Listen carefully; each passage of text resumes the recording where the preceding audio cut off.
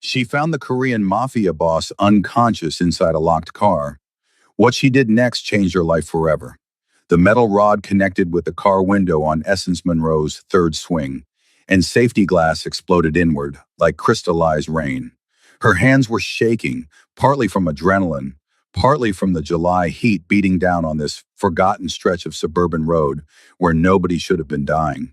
But the man slumped in the driver's seat of the black Lexus was definitely dying. Blue lips, shallow breathing, skin pale despite being Korean. Carbon monoxide poisoning, maybe. Overdose. Suicide attempt. Essence didn't know and didn't care. She just knew she had 15 seconds before brain damage became permanent. She reached through the shattered window, fumbling for the lock, cut her arm on remaining glass, pain registering distantly, and yanked the door open. The man collapsed sideways into her arms. Dead weight, expensive cologne mixed with the chemical smell of exhaust. Up close, she could see the tattoo crawling up his neck. Korean characters in elegant script. Black ink stark against skin that should have been warmer. His suit probably cost more than her car. His watch definitely did. And he wasn't breathing right.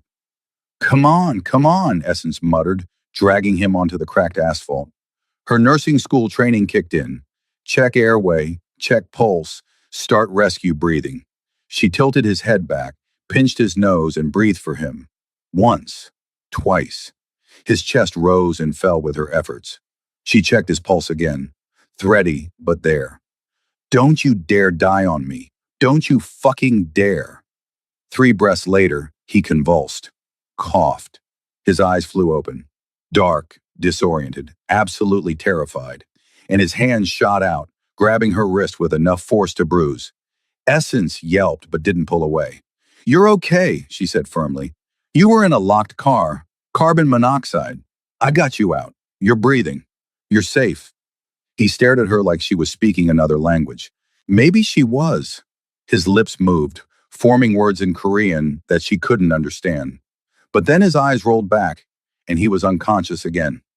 Essence's phone was already in her hand, dialing 911, giving the location to a bored-sounding dispatcher who promised an ambulance in 15 minutes.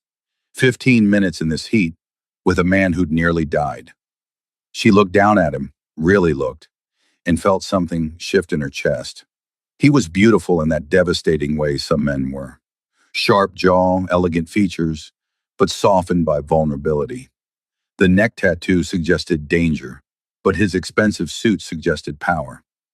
And the fact that he'd been alone in a locked car on a forgotten road suggested desperation. Who are you? She whispered, brushing dark hair from his forehead. His skin was warming under her touch, color returning slowly. And what were you running from? The ambulance arrived 12 minutes later. Paramedics loaded the unconscious man onto a stretcher while a younger EMT bandaged Essence's arm. You saved his life, she said, efficient and impressed. Another 5 minutes and he'd have been gone. Is he going to be okay? Essence asked. Should be. You got to him in time. Do you know him? Family we should contact? No, I was just driving by, saw the car running with the windows up, and Essence trailed off. She'd been driving back from a catering shift, her second job, the one that paid for nursing school, when something made her slow down. Instinct, divine intervention, dumb luck. Whatever it was, it had saved a stranger's life. Well, he's lucky you did. The EMT smiled. Most people would have kept driving. Most people would have. Essence watched them load the man into the ambulance, watched it pull away with lights flashing but no sirens. And she told herself that was it. Good deed done. Life saved. Move on.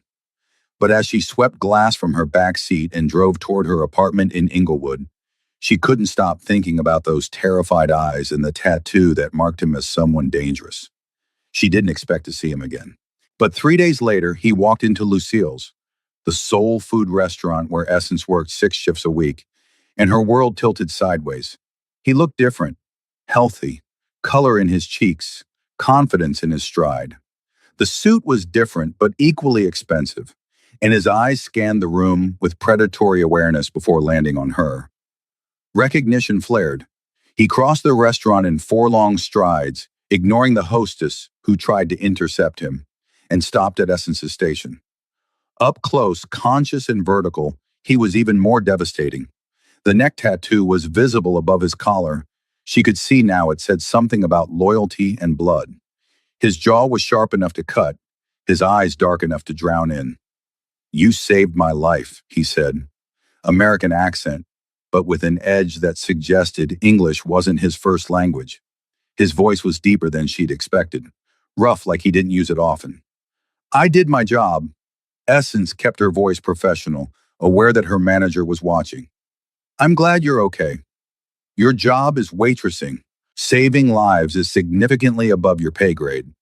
He pulled out a chair at her table, her section, but she hadn't seated him, and sat. "Sit with me, please." "I'm working. I'll pay for your entire shift."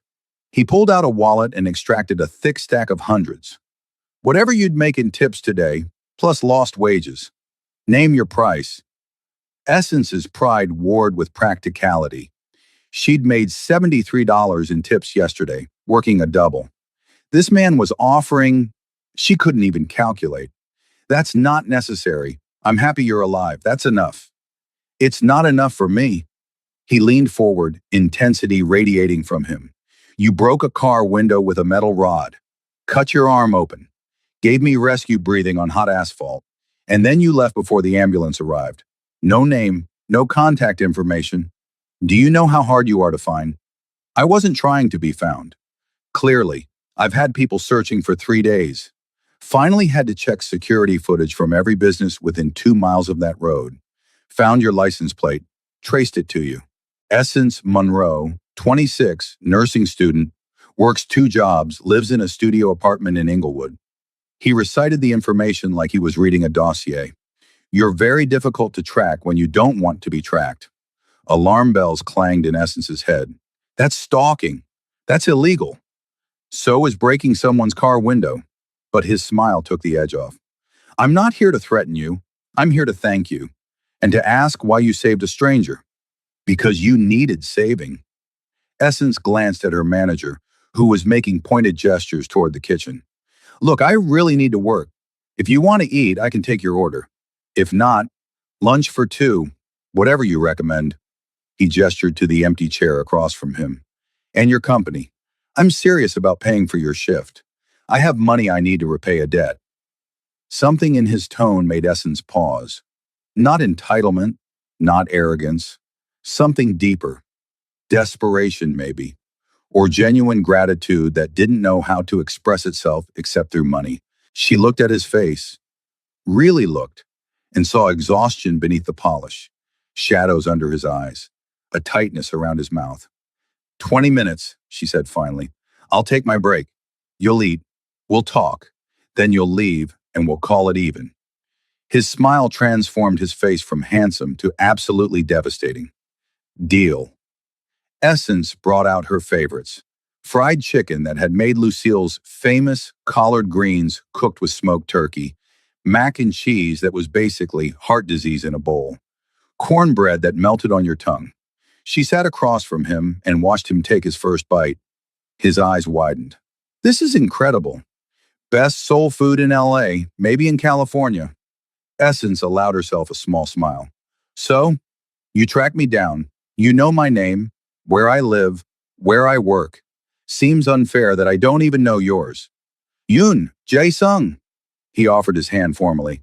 "Most people call me Jay. What do your friends call you?" "I don't have friends." He said it matter-of-factly, without self-pity. "I have associates, employees, family, but not friends. That's sad. That's reality." He took another bite, chewing thoughtfully. "My world doesn't allow for friendship. Too much liability. Too much risk." "What world is that?" Essence asked, though she suspected she already knew. The tattoo, the money, the way he held himself like violence was always an option. Jay met her eyes directly. "I run a Korean organized crime syndicate in Los Angeles. What you'd call the Mafia. My family has controlled operations here for 20 years. I inherited leadership when my father was killed 3 years ago." He said it like he was discussing the weather. So now you know. I'm a criminal. The kind of man respectable women cross the street to avoid. Essence should have been shocked, scared. Instead, she found herself asking, "Is that why you were in that car? Some kind of gang thing?" Something flickered across Jay's face. Pain, quickly suppressed. "No, that was personal. A moment of weakness I'm not proud of. You tried to kill yourself." "I considered it." He set down his fork carefully. "My younger brother died 2 weeks ago, shot by rivals while I was in a meeting across town. He was 23, still in college, not involved in the business. Just collateral damage because he had my last name." The grief in his voice was raw, unfiltered. Essence felt her heart crack. "I'm so sorry." "Everyone's sorry. Sorry doesn't bring him back. Sorry doesn't change that I put him in danger just by existing." Jay's jaw clenched. "I was driving, thinking about how to retaliate, planning the war I'd wage, and then I realized, more death won't fix this, won't bring him back, won't make the pain stop. So I pulled over on that empty road, closed the windows, and let the engine run. But you didn't go through with it, because you shattered my window and dragged me onto hot asphalt and breathed life back into me." His eyes held hers. "You saved me, Essence. Not just my life. You saved me from myself, from making a choice I couldn't take back." The restaurant noise faded. Essence was aware of nothing except this man and his pain, and the way he looked at her like she was some kind of miracle. "What happened after? After the hospital?" "I buried my brother, made arrangements, and realized I wanted to thank the woman who gave me the chance to honor him properly." Jay leaned forward. "So here I am, asking what I can do to repay you." "You don't owe me anything. I owe you everything." His intensity was almost frightening. "Name it. Money, favors, anything within my power. I pay my debts." Essence thought about her student loans, her mother's medical bills from the cancer treatments, her car that needed new tires, all the ways money could ease her life. But looking at Jay's face, seeing the grief and guilt and desperate need to make something right, she knew what he really needed. "Have dinner with me," she said. "A real dinner. Not payment, not debt. Just two people getting to know each other. That's what I want." Jay blinked, clearly surprised. "That's all?" "That's everything. You said you don't have friends. Maybe you need one." For a long moment, he just stared at her. Then slowly he smiled. A real smile, not the polished mask. "Okay. Dinner. When?" "Friday, 7. And Jay?" Essence stood, her break ending. "Come as yourself. Not the boss, not the criminal. Just you." "I'm not sure I know who that is anymore." "Then we'll figure it out together." Friday came wrapped in Los Angeles summer heat. Essence changed outfits 4 times before settling on a yellow sundress that made her dark skin glow. She'd told herself this wasn't a date, just dinner with someone who needed a friend, but her racing heart and careful makeup suggested otherwise. Jay picked her up in a different car, a BMW, black and sleek, but not ostentatious. He wore jeans and a black button-down with the sleeves rolled up, revealing forearms marked with more tattoos. Without the suit, he looked younger, more human, and somehow even more dangerous. "You clean up nice," Essence said, climbing into the passenger seat. "So do you." His eyes traveled over her appreciatively but respectfully. "Yellow is your color." They drove to a small Ethiopian restaurant in Little Ethiopia, the kind of place with injera bread and communal plates and flavors that exploded on your tongue. Jay admitted he'd never had Ethiopian food, had barely ventured outside Korean and American cuisine, and Essence took joy in watching him discover new tastes. "Tell me about nursing school," he said, tearing off a piece of injera to scoop up Dora Watt. "It's hard, expensive. Sometimes I think I'm crazy for trying." Essence shrugged. "But I want to help people. My grandmother died because she couldn't afford her medication. She rationed insulin, and it killed her. I watched her suffer, and I couldn't do anything. Now I can. That's why you stopped. That day on the road. Not everyone would have. I couldn't not stop. What kind of person sees someone dying and drives past? She met his eyes. What kind of person becomes a nurse but ignores someone who needs help? A smart one, a safe one. Jay's expression was unreadable. My world is full of people who drive past, who look away, who choose safety over righteousness. You're different. So are you. You could have stayed in that car, could have let it end, but some part of you wanted to live. Some part of me was terrified of disappointing my brother's memory. He looked down at his plate. Duyun wanted me to leave the business, go legitimate. He said I was better than our father's legacy. I told him it was impossible, that I was born into this life and would die in it. Then he died, and I realized he was right. This life is a curse, so leave it. It's not that simple. I have responsibilities, people who depend on me. Walking away means abandoning them, means potential war as others fight for control, means people I care about could die. But staying means more of the same, more violence, more loss. Eventually, you'll end up back in that car. Essence reached across the table, taking his hand. Jay, you get one life, one chance. Your brother wanted you to have more than this. Honor that. Choose differently. His fingers tightened around hers. You make it sound easy. I didn't say easy. I said worth it. They talked for hours about his brother, her family, their childhoods. His in Seoul until age 12, then Los Angeles when his father expanded operations. Hers in South Central, raised by a single mother who worked 3 jobs. They discovered unexpected commonalities. Both loved old movies, both hated mushrooms, both felt trapped by circumstances beyond their control. Walk with me? Jay asked when they finally left the restaurant. The sun was setting, painting LA's sky in oranges and purples. They wandered through the neighborhood, past murals and small shops and families enjoying the cooling evening. Jay stayed alert. Essence noticed how his eyes constantly scanned, how he positioned himself between her and the street, how his body language shifted when groups of men passed. Hypervigilance born from years of danger. Do you ever relax? She asked. Not really. Can't afford to. That's exhausting. That's survival. He stopped walking, turning to face her. Essence, I need you to understand something. Being around me is dangerous. My enemies won't care that you're innocent. They'll see you as leverage, as a way to hurt me. If we keep seeing each other, are you trying to scare me away? I'm trying to protect you. By pushing me away before anything even starts? Essence moved closer. Jay, I'm not stupid. I know you're dangerous. I know your life is complicated. But here's the thing. I saved your life. That means something to me. You mean something to me. And I'm not walking away just because things might get hard. You don't know what you're signing up for. Then show me. Let me decide for myself. He looked at her for a long moment, war playing out across his features. Then he cupped her face gently, thumbs brushing her cheekbones. You're going to ruin me, Essence Monroe. Good. You need ruining. He kissed her then, soft and searching and tentative, like he'd forgotten how.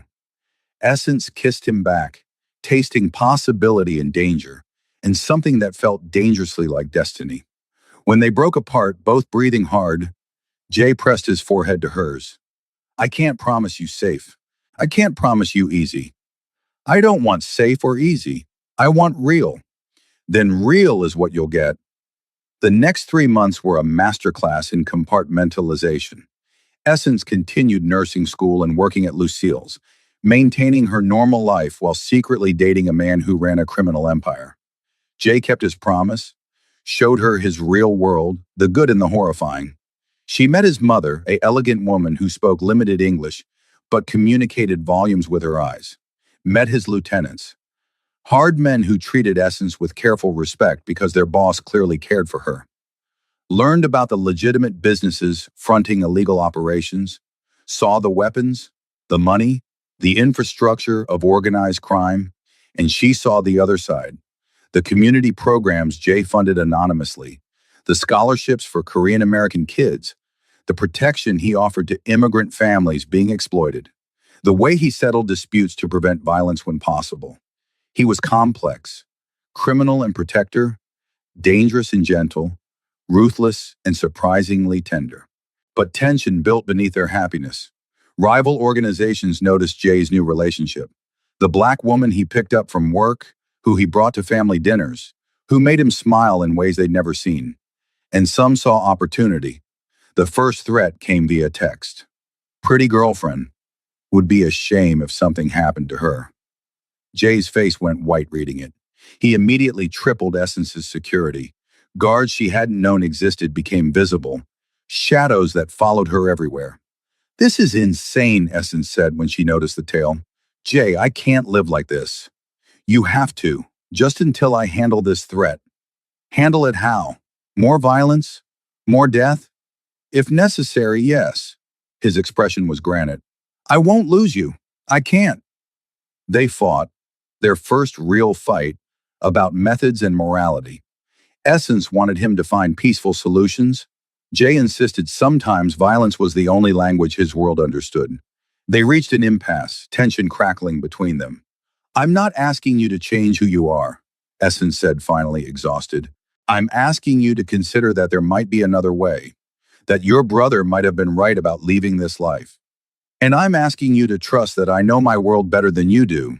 Jay's voice was cold. This isn't your decision to make. It is when it affects my life, when I'm the one being threatened. They stared at each other across his penthouse, the luxury apartment that felt like a gilded cage. Finally, Jay's shoulders slumped. I'm sorry, you're right. You should have a say in how we handle this. So what do? We meet with them, the rival organization, negotiate terms, make it clear you're protected without starting a war. Is that safe? Nothing about this is safe, but it's smarter than bullets. The meeting was arranged for neutral territory, a warehouse in Vernon, industrial and isolated. Essence insisted on coming, against Jay's vehement protests. If they're threatening me, I get to face them, she'd argued. I'm not hiding while men decide my fate. The rival boss was a man named Chen Wei, Chinese, mid-40s, with cold eyes and colder smile. He brought 4 men. Jay brought 6, including his head of security, a scarred man named Park Min-ho, who looked like he ate nails for breakfast. So, Chen said in accented English, looking Essence up and down with insulting slowness, this is the woman worth all this fuss. I expected someone more impressive. I expected someone less racist. Essence shot back before Jay could respond. But here we are, disappointing each other. Chen's smile widened, but didn't reach his eyes. I like her. She has spine. Shame she's involved with you, Yoon. Could have used someone with her courage. She's not a chess piece. Jay's voice was lethal quiet. She's off limits, permanently. That's why we're here, to make that crystal clear. And if I refuse to acknowledge these limits, then I'll burn your operation to the ground. No hesitation, no bluff. Starting with your heroin distribution network, moving through your human trafficking routes, ending with your money laundering fronts. I'll dismantle everything your family built, and I'll do it in a way that ensures you watch every piece fall. Silence. Chen studied Jay with new assessment. You'd start a war over a woman? I'd end a world for her. Something passed between the two men. Understanding, perhaps. Recognition of someone serious enough to follow through. Chen nodded slowly. Very well. The woman is protected. My organization won't touch her. In exchange? No exchange. This isn't a negotiation. This is me telling you how things are. You're making demands without offering anything in return? I'm offering you continued existence. That seems generous. More silence. Then Chen laughed, genuinely amused. Your father would be proud, or horrified. Hard to tell with that man. He stood, buttoning his jacket. Fine, the woman is untouchable. But Yoon, remember, everyone has pressure points. Today it's her. Tomorrow, who knows? Don't make so many that I'm tempted to push them. They left without handshakes or pleasantries. In the car, Essence released a breath she hadn't known she was holding. That was terrifying. That was restrained. Chen respects strength. If I'd shown weakness, negotiated, he'd have seen opportunity. Jay's hands were tight on the steering wheel. Essence, I need you to understand, this is temporary. Chen backed off because I made the cost too high. But others will test me. Being with me means constant threats. Then maybe it's time to stop being such an appealing target. Meaning? Meaning, what if your brother was right? What if you could leave this life? Build something different? Jay was quiet for a long moment. I've been thinking about that, about what leaving would look like. Essence's heart jumped. Really? Really? I have enough legitimate businesses to walk away clean. Could sell off the illegal operations, pass leadership to someone else. It's possible. He glanced at her. But it would take time, planning, and I'd need a reason strong enough to make it worth the risk. What kind of reason? A future worth fighting for. Something besides violence and survival. His hand found hers. Someone who makes me want to be better than my father's legacy. That sounds like it could be me. That sounds exactly like you. But good intentions met brutal reality 2 weeks later. Essence was leaving class. Late night session. Campus mostly empty. When a van pulled up, 4 men emerged, moving with coordinated precision. She ran, screaming, but strong hands grabbed her. Chloroform pressed against her face. Darkness swallowed her whole. She woke to industrial lighting and concrete walls. Her head pounded. Zip ties cut into her wrists. And sitting across from her, looking almost apologetic, was Chen Wei. I'm sorry about this, he said conversationally. I genuinely am. You seem like a nice woman. Wrong place, wrong man, wrong time. Jay will kill you. Essence's voice was hoarse from screaming. Probably, but first he'll give me what I want. Access to his ports, his distribution networks, his contacts. He'll hand over his entire operation to save you. Chen sipped tea delicately. Love makes people so predictable, so weak. He'll never give you anything. He will, because I sent him proof I have you, and because every hour he doesn't comply, I hurt you a little more. Chen stood, nodding to his men. Start with fingers. He doesn't need to see her face to know she's suffering. Pain exploded through Essence's left hand as one of the men grabbed her pinky finger and bent it back until something cracked.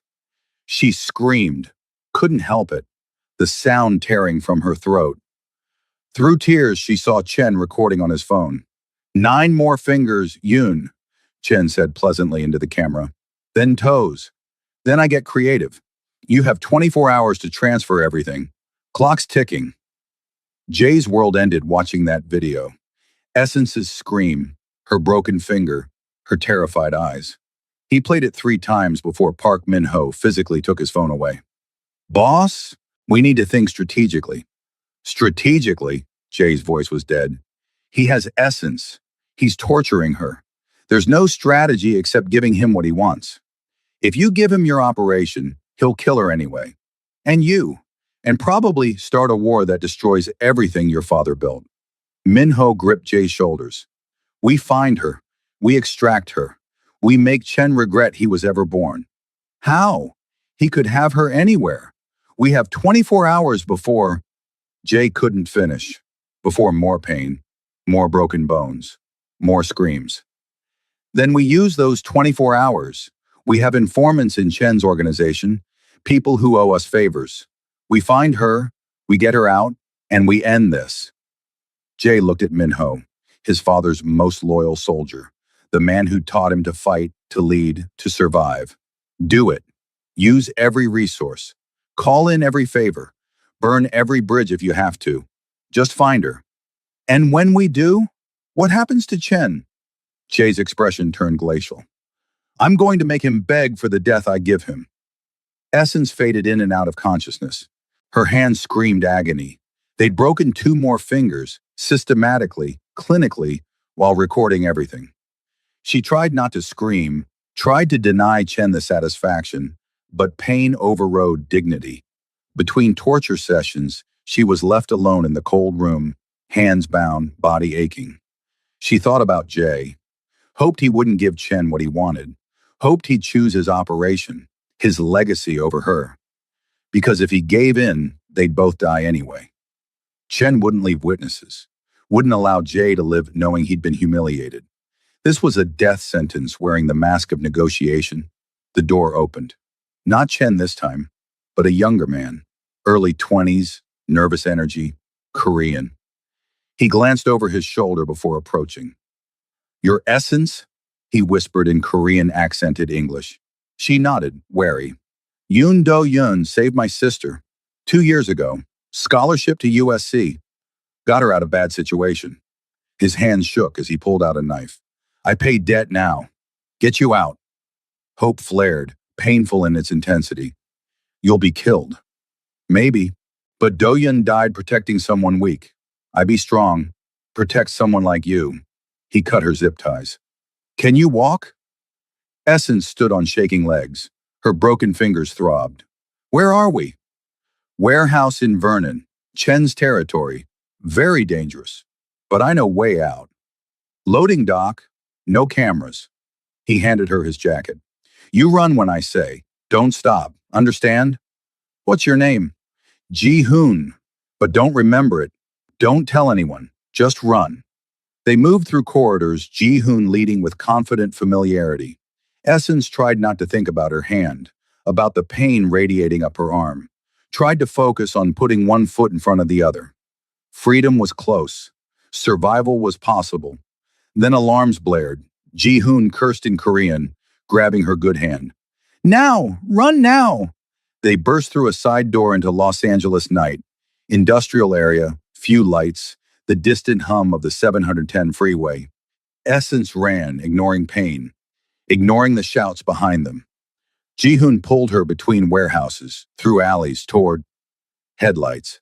A car screeched to a halt, and Essence nearly collapsed with relief as Jay emerged. He took one look at her, bloody, broken, but alive, and something in his face shattered. Then he was pulling her close, gentle despite the violence she knew he was capable of. Ji-hoon? He asked, looking past her at the young man. For Do-yoon, we even now? Jay nodded once, understanding passing between them. Get out of here, disappear. I'll make sure Chen never finds you. Ji-hoon vanished into shadows. Jay lifted Essence into the car where Min-ho waited at the wheel. Hospital, Jay ordered. No. Essence grabbed his shirt with her good hand. Chen will have people watching hospitals. Somewhere safe first. Your hand can wait. I'm not dying. Just get me somewhere safe. They drove to one of Jay's safe houses, a nondescript house in Koreatown. Inside, Jay had a doctor on call, a nervous man who asked no questions as he examined Essence's hand, setting broken bones with professional efficiency. 3 breaks, clean but painful. She'll need physical therapy. No permanent damage if she follows treatment. The doctor packed his supplies. You're lucky, miss. Very lucky. Lucky? Essence nearly laughed. She'd been kidnapped, tortured, and traumatized. But she was alive, which in Jay's world probably did qualify as lucky. When the doctor left, Jay knelt beside the couch where Essence lay. His hands were shaking as he touched her face, her hair, like he needed to confirm she was real. I'm sorry. I'm so fucking sorry. This is my fault. Everything... Stop. Essence caught his hand with her good one. I chose this. Chose you. Knew the risks. You didn't know this. No one should... His voice broke. When I saw that video, saw what he did to you, I realized I've been lying to myself, telling myself I could have you in this life, that I could protect you while staying in this world. But I can't. I can't keep you safe and remain who I am. So who do you want to be? Jay looked at her, really looked, and she saw the decision crystallize. Someone worthy of you, someone who builds instead of destroys, someone my brother would be proud of. And Chen? Has to be dealt with. But after that, he pressed his forehead to hers carefully. After that, I'm done. I'm walking away from all of it, finding a different path. Will you walk it with me? Yes, but Jay, Chen won't let you walk away. He'll see it as weakness. Then I'll make sure he can't see anything ever again. Chen Wei died 3 days later. Not in a hail of bullets or a dramatic showdown, but quietly. Poison in his morning tea, delivered by someone he trusted. A quick death, more mercy than he deserved, but Jay wasn't interested in prolonged revenge. Just removal of the threat. The power vacuum created chaos. Jay used it, negotiating with Chen's lieutenants, offering them pieces of his own operation in exchange for peace. He dismantled his illegal enterprises methodically, selling assets, passing leadership to carefully chosen successors. It took 3 months of careful maneuvering, dangerous negotiations, and strategic alliances. But by autumn, Yoon Jae-sung no longer existed as a crime boss. He was just Jay, owner of legitimate import businesses, real estate investor, philanthropist funding scholarships in his brother's name. The transition cost him relationships, money, and standing in the underworld. But it gained him something invaluable: freedom. Essence was there through all of it. Her hand healed slowly, physical therapy sessions painful but productive. She finished nursing school despite missing classes for security concerns, and she watched Jay transform from the dangerous man in a locked car to someone who could breathe without constantly watching shadows.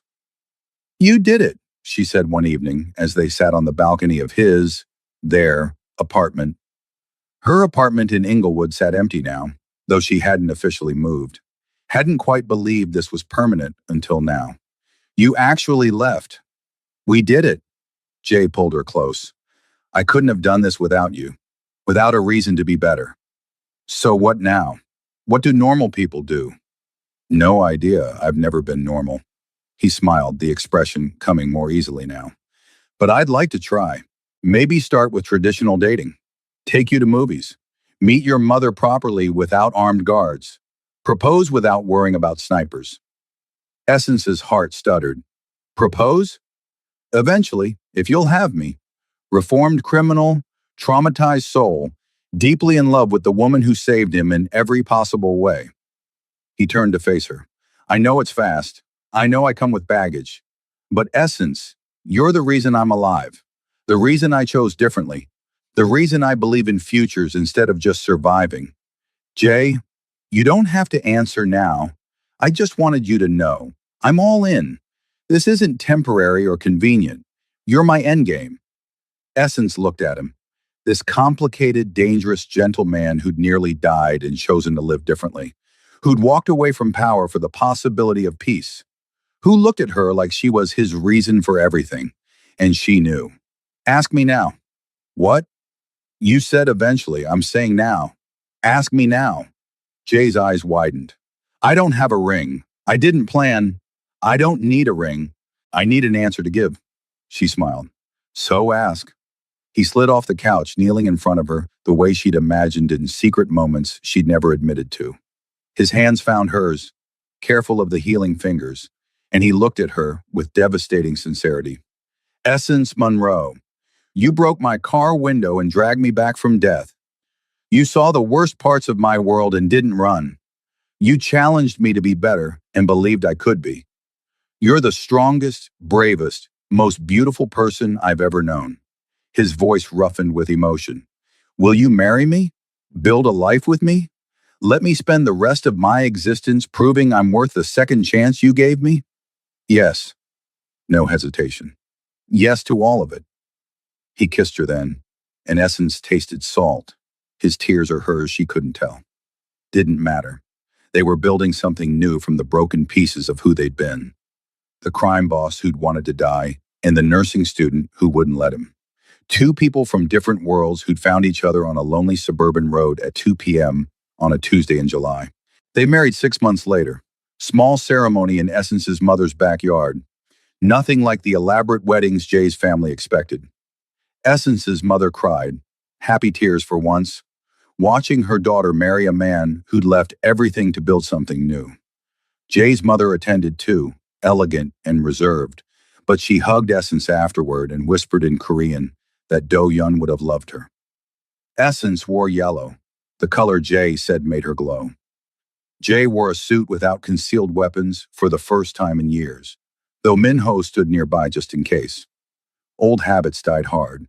But there were no threats, no violence, no shadows. Just two people choosing each other in front of everyone who mattered. The vows were simple.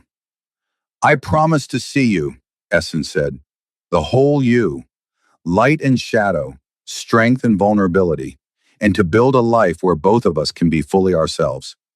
I promise to be worthy of you, Jay said, to choose differently every day, to build instead of destroy, and to remember that the best decision I ever made was pulling over on a random road and reconsidering everything. Second best, Essence corrected with a smile. The best decision was letting me save you. Same decision, really. I pulled over. You saved me. We saved each other.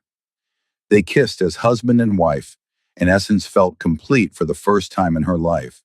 Not because she'd found a man, but because she'd found her person, the one who saw her strength and didn't minimize it, who needed her and wasn't ashamed of it, who changed everything because she'd asked him to. Years passed, bringing changes neither could have predicted. Essence became head nurse at a community health clinic, the one Jay funded anonymously, but she ran independently. She made sure the clinic served everyone, regardless of ability to pay. Made sure people like her grandmother got the care they needed. Jay built a consulting business, helping immigrants start legitimate companies. Used his connections and knowledge without the violence. Found purpose in building up instead of tearing down. He spoke at community events, mentored young Korean Americans, created scholarships, became someone his brother would have been proud of. They had 3 children eventually, 2 boys and a girl, loud and chaotic and perfect. Essence's mother spoiled them outrageously. Jay's mother taught them Korean and told them stories about their uncle Do-yoon, who they'd never met but knew through love.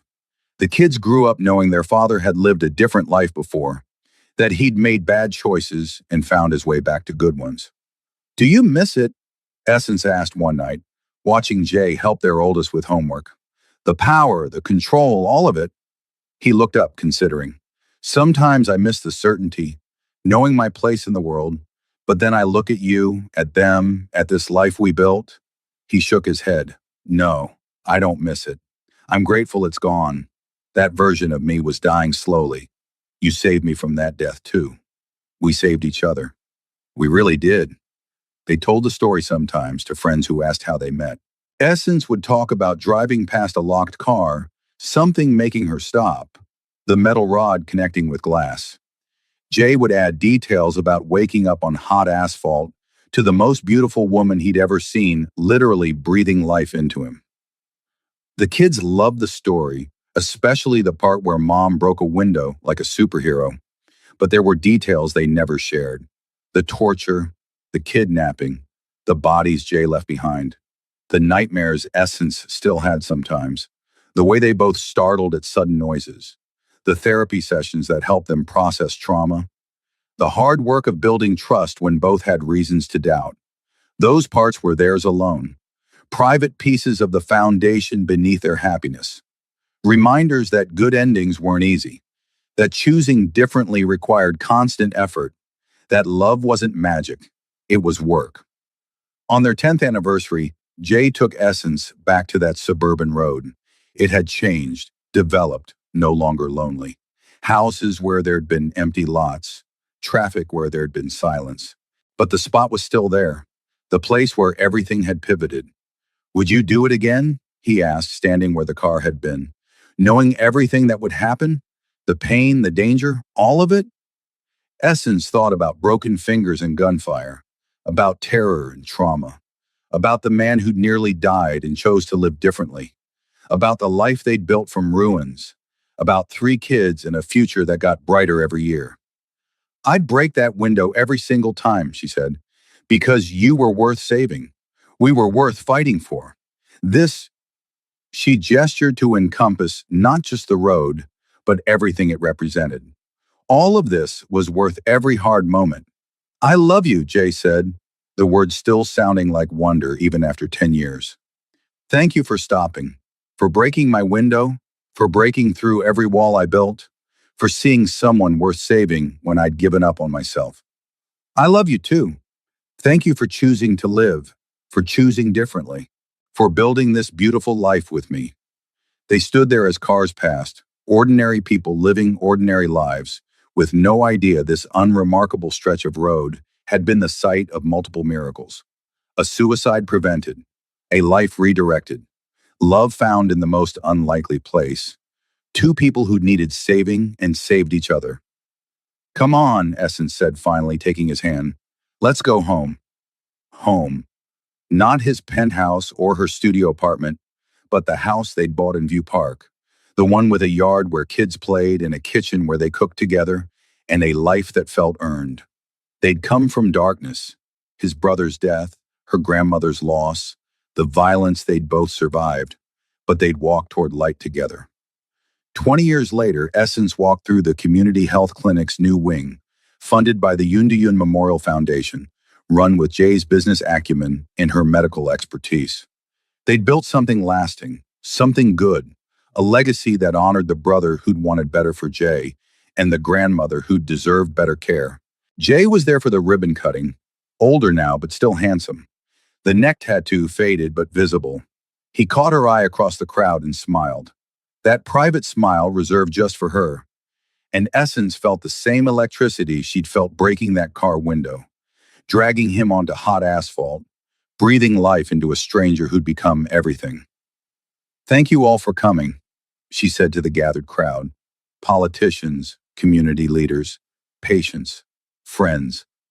This clinic represents something important, second chances. We all deserve them.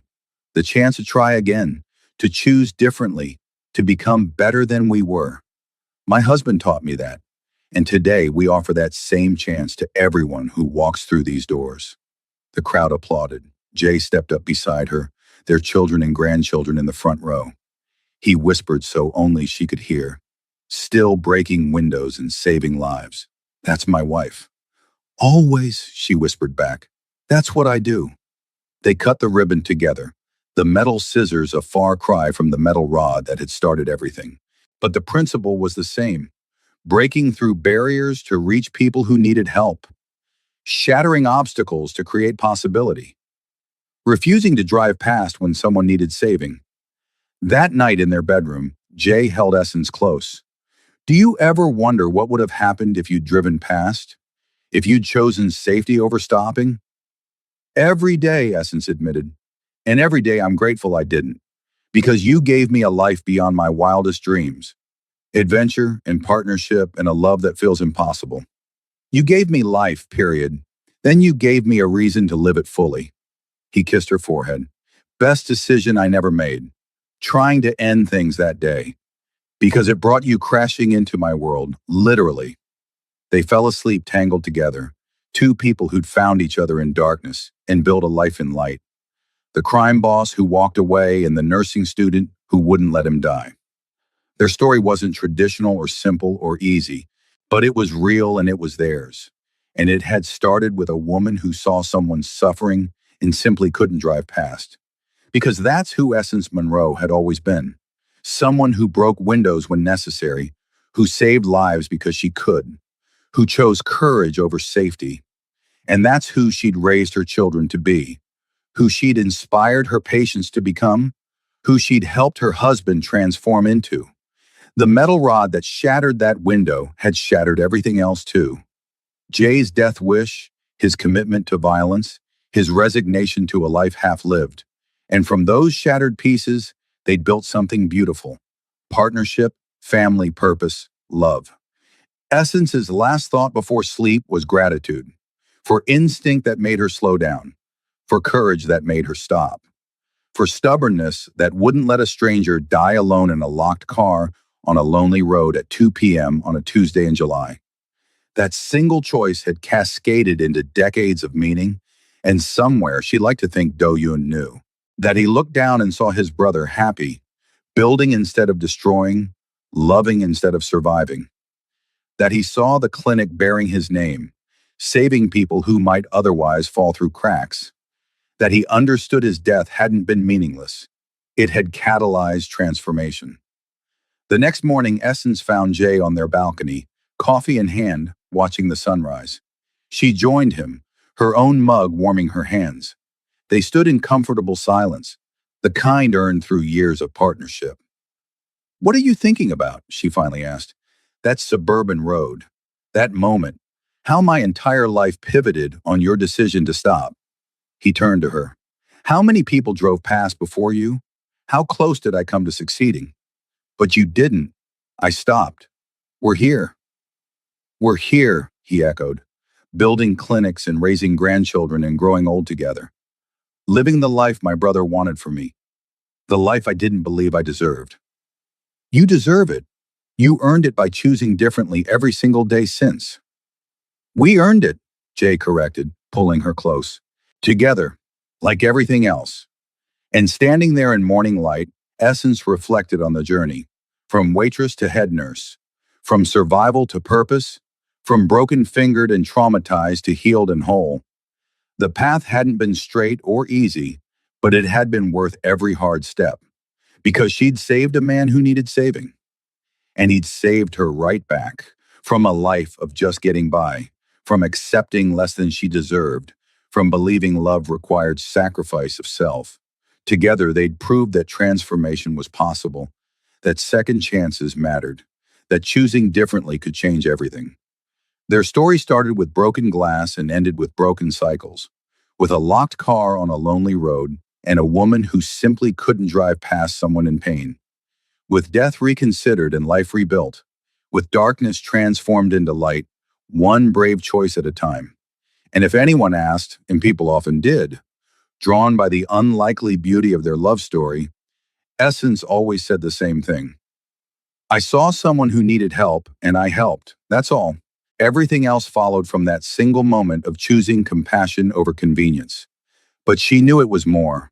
Knew it was destiny or fate, or the universe aligning. Knew that some encounters change everything. That some broken windows lead to broken curses.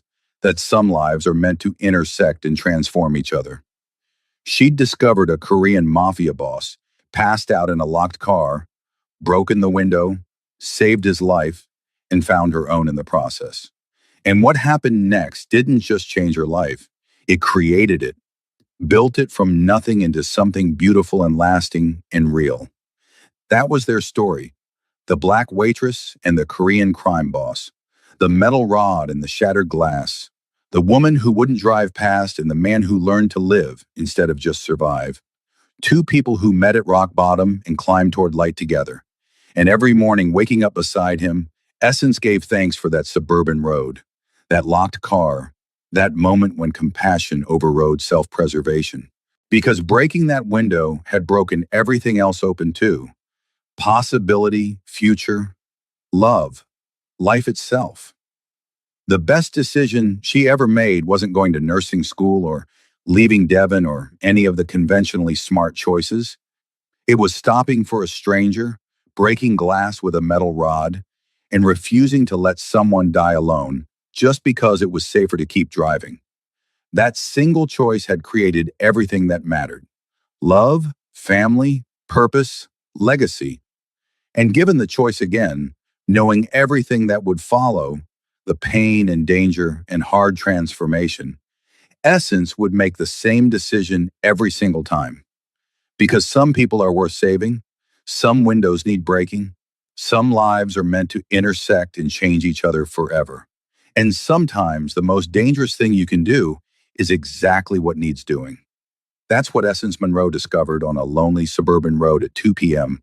on a Tuesday in July. And that discovery became her life, her love, her legacy. Everything beautiful built from one moment of breaking through barriers to reach someone who desperately needed saving.